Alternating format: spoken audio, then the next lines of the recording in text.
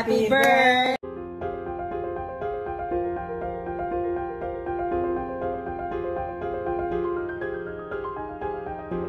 Hello at welcome back sa aking channel. Anak ni Ryan Agoncillo at Judy Ann Santos na si Johan napaiyak sa kanyang 20th birthday.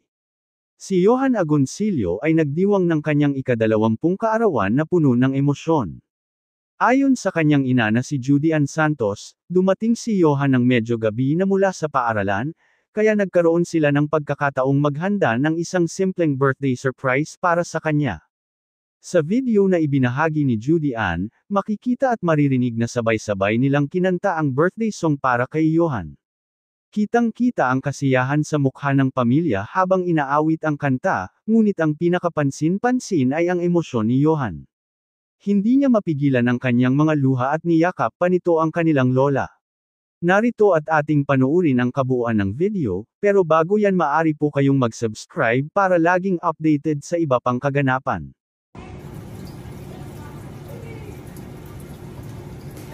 Happy birthday to you.